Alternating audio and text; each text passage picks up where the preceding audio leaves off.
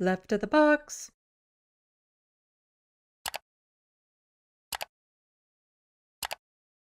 There's no political consequences for the Conservatives coming in and just ripping things apart.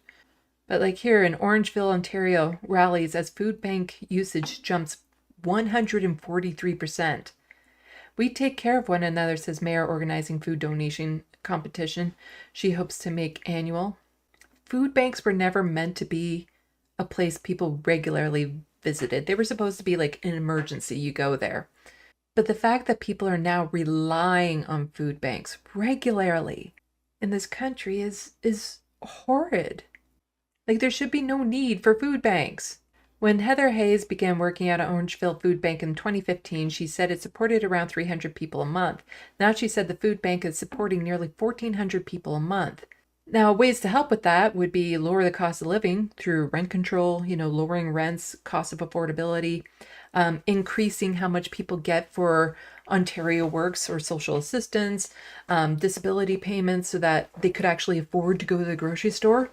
Like, there's so many things that should be done, but to see it just jump like this, more and more people are having to access food bank because the cost of living is just unacceptable at this point, says Hayes, the food bank's executive director.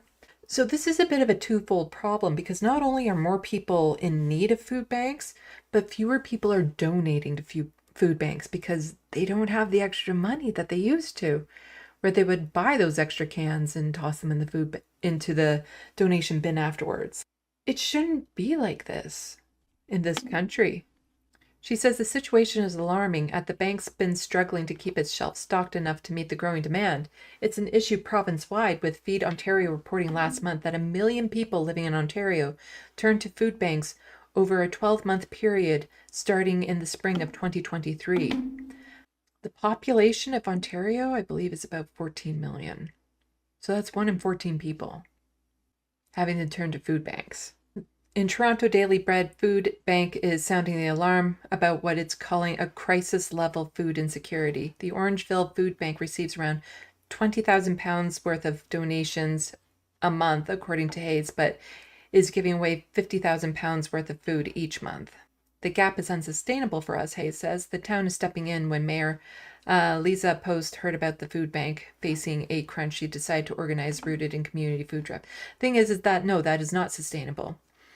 And a lot of the corporations, like the grocery stores that charge extraordinary prices for food, they're often the ones that will occasionally do write-off donations, like make a donation that they can then write off so that they can feel good about their capitalist system, causing people to need them in the first place. This is out of control. Nobody should be relying on a food bank in this country. No one. And then I came across this article, which is just absolutely heartbreaking, devastating. And it's again about the housing crisis, and this one's from BC. So even in BC, they've had an NDP provincial government for a while, but the way that this government is, it's run by capitalists, and they support capitalist endeavors. And this is the result of it. So 95-year-old living in BC emergency room after eviction from care home. Well, I can certainly still sing How Things in Gomorrah. 95-year-old James Kalina is singing a song from the movie Finnegan's Rainbow. I'll see you all in Gomorrah. Kalina is on a journey for a new home, too, after running out of money to pay his rent at Sunnyside Manor, an independent living residence for seniors in White Rock. In the first couple of years, like 2 or 3 years, it was fine. Only people who could pay more and more and more money. And I didn't have any more and more money. After he used up his life savings and loans of $25,000, he was evicted on September 30th. The next day, he was dropped off at the emergency department of Peace Arch Hospital. I find it very inhuman for a 95 years old being kicked out in a home where he's living with. Friends tried to find alternate housing for him, but were told he didn't qualify for long-term care. So Kalina is essentially homeless. Did you ever think that you wouldn't have a home? Never dreamt that. Never dreamt that, no. Global reached out to the Sunnyside Manor for comment. This caught my eye. European-inspired suites available within your budget. Apparently not within the budget. European-inspired? That sounds a little coded there. They're only looking for white people to be in this manor. But no one was available to answer our questions. However, we did get a brief response from Fraser Health that reads, "We are providing this person with health services at Peace Arch Hospital, as well as connection to other supports."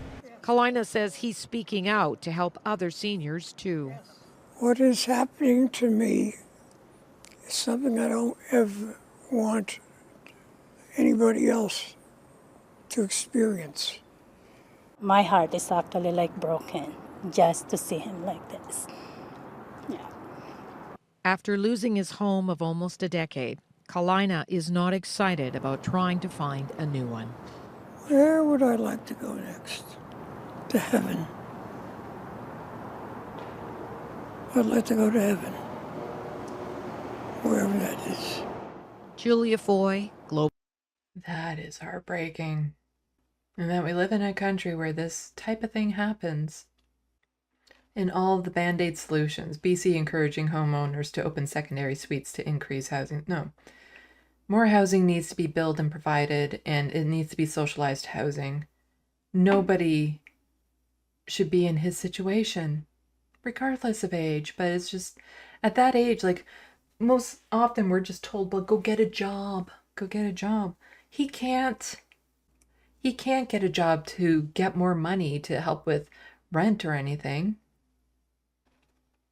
Just saying, I guess this is from the Manor. So Global News contacted Sunnyside Manor for comment, but we were told on Sunday that no one was available to answer questions. However, the organization did release a statement on Monday saying, in part, the residence does not provide care or supportive services, nor is it an assisted living facility. Our mission is to provide affordable,